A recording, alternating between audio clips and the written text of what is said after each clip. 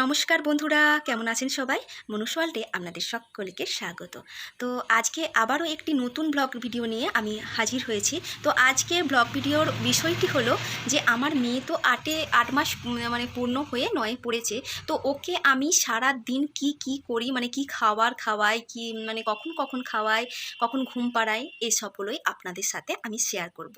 তো মানে বলতে গেলে চলে আমার মেয়ের ডেলি রুটিন তো আপনাদের সাথে শেয়ার করব। চলুন ভিডিওটা দেখতে থাকুন। ভালো লাগলে আমার পাশে থাকবেন, আমার চ্যানেলটিকে সাবস্ক্রাইব করে দেবেন যাতে আমি অনেক দূর আমার চ্যানেলটিকে নিয়ে যেতে পারি। তো এটাই আপনাদের কাছে অনুরোধ। তো দেখতে থাকুন, ঠিক আছে? তো আমি প্রথমেই আপনাদের সাথে শেয়ার করব আমি আমার মেয়েকে কি ফর্মুলা মিল্ক খাওয়াই। তো আমি সিমিল্যাক অ্যাডভান্স আর স্যারেলাক রাইস এই দুটোই খাওয়াই। তো মাম্মাম যেদিন হয় ডে 1 থেকেই আমাকে আমার ডক্টর যিনি ওটি করেছিলেন তিনিই লিখে দিয়েছিলেন তো সিমিল্যাক অ্যাডভান্সটা, তো ওটাই আমি ওকে খাওয়াই। আর কিছুদিন আগেই আমার ডাক্তারবাবু মানে যাকে মাম্মামকে দেখানো হয় তিনি দিয়েছিলেন স্যারেলাক রাইসটা। তো প্রথম সকালে ঘুম থেকে উঠেই আমার প্রথম কাজ হলো যে মাম্মামের বাসনগুলো ভালো করে সাবান দিয়ে পরিষ্কার করে ধুয়ে তারপর সেগুলোকে গরম জলে ফোটানো। তারপর মাম্মাম ঘুম থেকে উঠলে ওর মুখ হাত পা সব পরিষ্কার করে দেওয়া, আর তারপরে মাম্মামের জামাটা চেঞ্জ করে দেওয়া। এই যে আমি এখন ওর মুখটাকে একটু পরিষ্কার করে নিচ্ছি, জিভ, মাড়ি, তারপরে চোখ, মুখ, হাত, একটা সাদা কাপড় নিয়ে তার সাথে উষ্ণ গরম জল দিয়ে সেটাকে ভালো করে ভিজিয়ে নিংড়ে নিয়ে তো মুখ হাতগুলো পরিষ্কার করে নিচ্ছি। আর জামাটা আমি আগেই চেঞ্জ করেছি। আমি মাম্মামকে কোনো রকম ডাইপার পরিয়ে রাত্রেবেলায় ঘুম পাড়াই না, কারণ যখন দেখি যে বিশেষ কোনো দিনে যেমন বৃষ্টি পড়ছে বা মামামের শরীর খারাপ তখনই আমি ডাইপার পরিয়ে শোয়াই। আমার মনে হয় যে ডাইপার পরানো থেকে এমনি খালি বাচ্চাকে শুয়ে রাখা ভালো। তো আমি মাঝে মাঝে উঠে ওর কাঁথা চেঞ্জ করে দিই, যদি শুশু করে তাহলে চেঞ্জ করে দিই। তো বিশেষ দিন ছাড়া আমি ওকে ডাইপার পরাই না। তো ও না ভোরবেলার দিকে মানে 5টা সাড়ে 5টার দিকে ও একবার উঠেছিল, শুশু করে দিয়েছিল, জামাটা ভিজেও গিয়েছিল। আমি জামাটা চেঞ্জ করে নিয়েছি, জামা প্যান্ট। তারপর ওকে আমি আর জামা প্যান্ট এখন আর চেঞ্জ করছি না। এখন ওকে 7টার মতো বাজে, ওকে আমি খাওয়াচ্ছি স্যারেলাক রাইস। আর আমার মেয়ের একটি স্বভাব আছে, খেতে খেতে ওকে শুশু করতেই হবে। এই যে আমার কোলে এখনই দেখুন না শুশু করে দিয়েছে। মাম্মামকে খাওয়ানো হয়ে গেছে, তারপর ওকে একটু খেলতে দিয়ে দিয়েছিলাম, আমিও এদিকে একটু কাজবাজ করে নিচ্ছিলাম। তারপর ভাই ওকে নিয়ে আবার একটু বাইরের দিকে ঘুরতে নিয়ে গেল। তো আমি ওকে 10টার দিকে আপেল সেদ্ধ দিই, আর কোনো দিন হয়তো সুজি করে দিই। সুজিটা আমি বেশি দিইনি, আমি আপেল সেদ্ধটাই বেশি দিই। আপেলটাকে ছোট করে টুকরো করে নিয়েছি, 3টে সিটি দিয়ে নিয়েছি, তারপরে এই যে পেস্ট করেছি দিয়ে এরপরে খাইয়ে দেবো। আপেলটা খাওয়ানোর আগে বলে না ফল খাওয়ানোর আগে জল খাওয়াতে হয়, তো আপেলটা খাওয়ানোর আগে আমি একটুখানি ওকে জল খাইয়ে নিয়েছি, তারপরে আপেলটা খাওয়াচ্ছি। তো প্রথম আমার মেয়ে আপেলটা একদমই খেতে চাইতো না, বমি করে দিয়েছিল। এখন মাম্মাম ঠিক করেই খায়, কোনো অসুবিধা হয় না বা কোনো সমস্যা নেই, মানে ঝামেলা করে না আর কি খাওয়ার জন্য। তো প্রথম দিন বমি করে দিয়েছিল।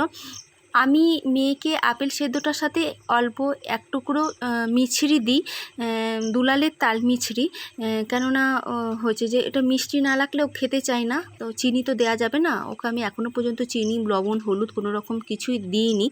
তো এই যে ওকে খাইয়ে দিচ্ছি। তো আমি আরও একটা বিষয় বলি যে ফলের মধ্যে আম আর নাশপাতি এই দুটো দিতে বলেছে। আমি আমটা দিই, নাশপাতি আমি এখনও দিইনি।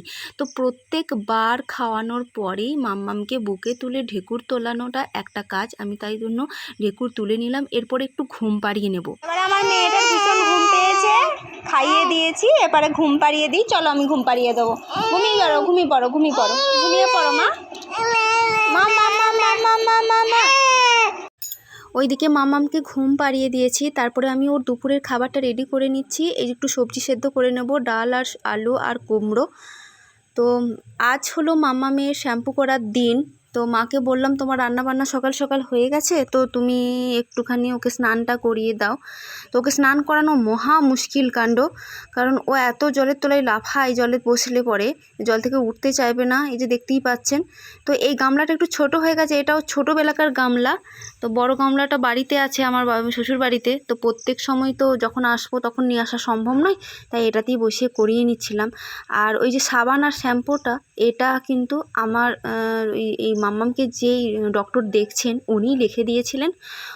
ওটাই আমি ওকে বরাবর দিই, সপ্তাহে 2 দিন করে ওকে শ্যাম্পু সাবান মাখানো হয়, আর অন্য অন্য সময়তে ওকে তেল মাখিয়েই স্নান করানো হয় মাথাতে আর গায়েতে। সেই তেল গুলো ডাক্তারবাবু দিয়েছিলেন।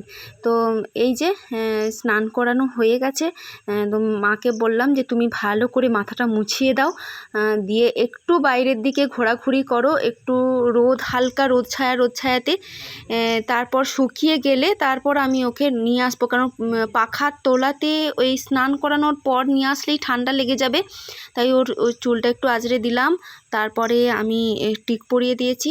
ওর খাবারটা তার ফাঁকে আমি রেডি করে রেখেছি, কারণ ও চলে আসলে খাবার মাখলে বা মাছের কাঁটা বাছলে অনেক সমস্যা হয়। তো এই যে এখানে আমি খাবারটা পেস্ট করে রেখেছি। আমি আগেতে মানে বাড়িতে যখন ছিলাম শ্বশুর বাড়িতে তখন আমি মিক্সিতে করতাম, কিন্তু এখন আমি একটা ছাঁকনি কিনেছি, ছাঁকনির সাহায্যে আমি এটাকে পেস্ট করে রাখি খাবারটাকে। আর এখানেতে এসে আমি এখানেই কিনেছি ছাঁকনিটা। তো আর মাছের কাঁটাটা বেছে রেখেছি। তো ওকে আমি প্রত্যেক দিন আলাদা আলাদা সবজি দিই, কোনো দিন গাজর ডাল আলু, কোনো দিন কুমড়ো ডাল আলু, কোনো দিন মিষ্টি আলু দিই, গাজর দিই, এইরকম করে মানে ঘুরিয়ে ফিরিয়ে দেওয়া হয়। কুমড়োটা আর হচ্ছে মিষ্টি আলুটা মানে রাঙা আলুটা, ওই দুটো একটু মিষ্টি মিষ্টি, তো যেহেতু নুন দেয়া হয় না মানে লবণ দেয়া হয় না ওর খাবারে, কোনো দিন আমি লবণ দিইনি, তো ওটা দিলে না একটু মিষ্টি মিষ্টি লাগে, খাওয়ার কোনো সমস্যা করে না। আর মাছটা আমি আগে ভাতের সাথে মেখে দিতাম, কিন্তু দেখলাম যে মাছটা যদি ভাতের সাথে মেখে দিই ও মাছের তো স্বাদই পাবে না, তাই জন্য মাছটাকে ছাড়িয়ে দিই, কাঁটাটাকে বেছে নিই প্রথমে, তারপরে একটু করে মুখে দিই, একটু করে ভাতটা দিই, ওইভাবেই খাই। আর মাছের মধ্যে আমি রুই কাতলাটাই দিয়েছি, অন্য রকম মাছ আমি কিছু দিইনি। আর মাংস এখন তো দিই নাই, মাংসটা 1 বছর বয়স হলে তারপরেই দেবো। তো ওকে খাওয়ানো শেষ হয়ে গেছে, খাওয়ানোর পর একটা ওষুধ থাকে, সেই ওষুধটাই আমি এখন খাইয়ে নেব, কারণ একটা ভিটামিন ওষুধ দিয়েছিলেন ডক্টরে, সেই ওষুধটা 1 বছর খাওয়াতে বলেছেন, তাই জন্য। আর মামার শরীরটা একটু খারাপ, মানে একদমই খিদে নেই, একটু হজমের সমস্যা হচ্ছে, তাই জন্য মামামকে আমি আজকে হজমের ওষুধও দিয়েছি। আর এদিকে দেখুন বাবু এমন কাণ্ড করেছে, বাবু একটা আম নিয়ে এসে ওর হাতে ধরিয়ে দিয়েছে, তারপর চাইছে, আর তো কিছুতেই দেবে না, এরপর আম দেখলেই ওটাকে কাটতে হবে, ওকে খাওয়াতে হবে, ও কান্না শুরু করে দেবে। তো এই যে আমি ওকে ওষুধটা খাইয়ে দিলাম, এরপর একটুখানি ওকে ঘুম পাড়িয়ে দেব। তো এই যে আমটা রয়েছে, আমটা দেখেছে মানে ওকে এরপরে এই আমটি কেটে দিতে হবে, ও নাহলে দেবে না, কিছুতেই দিতে চাইনি।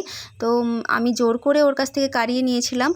তো আমি আর একটা বিষয় যেটা বলি, যে ওকে আমি আম দিই, ও আম খেতে আমার মেয়েটা ভীষণই ভালোবাসে। তো গাছ পাকা আম হলে ওকে আমি দিই, আমাদের নিজেদের গাছের হলে, কিন্তু কেনা আম আমি অতটা ওকে খাওয়াইনি, কারণ ওই আমগুলো না অনেক গ্যাস বা অ্যাসিডের দ্বারা পাকানো হয়, তো ওটা বাচ্চাকে না খাওয়ানোই ভালো আমার মনে হয়। তো আমি ওকে এরপর ঘুম পাড়াবো, আমি নিজে খেয়ে নিয়ে ঘুম পাড়াই, কারণ না হলে ও ঘুমাতে চায় না, আমি থাকলে অনেকক্ষণ ঘুমাই। তো 3টের সময় ঘুমিয়েছে, ও 5টার সময় উঠে গেছিলো। তারপর ওকে একটু খাওয়ানো দরকার পড়েছিল, কারণ দুপুরবেলায় তো অল্প একটুখানি ভাত খেয়েছে। তো আমি বিকালের দিকে, যেহেতু অনেকটা গ্যাপ হয়েছে, বিকালের দিকে মানে 5টা 5:30টার দিকে ওকে আমি এই সিমিল্যাক অ্যাডভান্সটা ওকে আমি খাওয়াই। তো যেহেতু শরীরটা একটু খারাপ ছিল, তাই জন্য অল্প করেই গুলেছিলাম, ওকে গঁদল দিয়েই খাওয়ানো হয়, কারণ ফিডিং বোতলে ও খেতে চায় না। তারপর খাইয়ে দাইয়ে নিয়ে আমরা একটু বাইরে বেরিয়েছিলাম, মানে আমাদের গ্রামেরই একটা দিদার বাড়িতে। তো সন্ধ্যার দিকে এসেছিলাম, অনেকক্ষণ ওখানে গল্প করলাম, মামাম খেললো, তারপর আমি বাড়ি চলে আসলাম। তো ওকে এরপরে রাতের খাবারটা খাওয়ানো হবে। তো আমি ওকে রাত্রি 9টার সময় রাতের খাবারটা দিই। তো রাত্রিবেলায় আমি ওকে সেরেলাক দিই।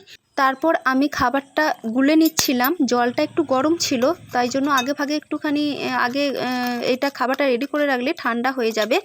তো আমি আর একটা বিষয় বলি যে মানে প্রত্যেকটা খাওয়ার সময় সময় মাঝে মাঝে যে গ্যাপগুলো থাকে সেই গ্যাপগুলোতে আমি ওকে বেস্ট ফিডিং করাই।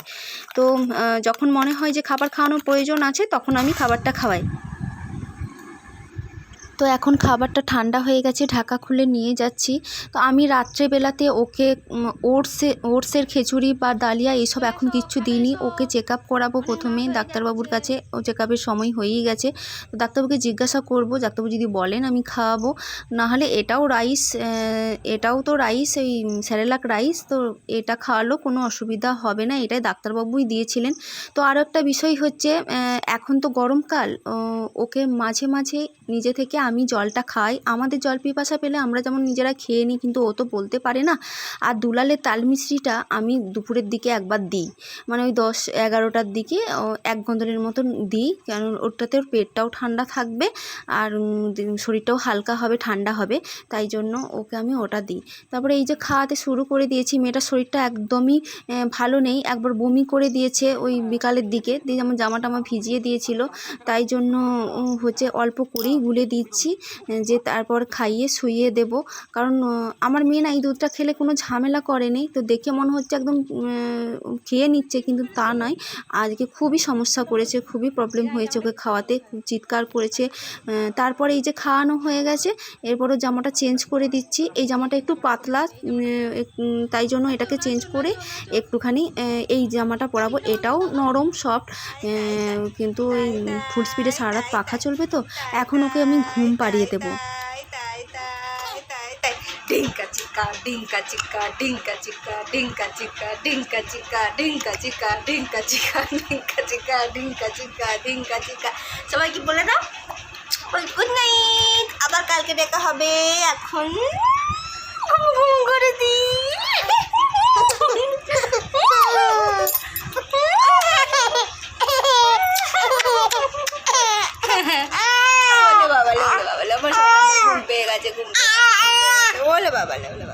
তো আজ ব্লগটা এখানেই শেষ করছি।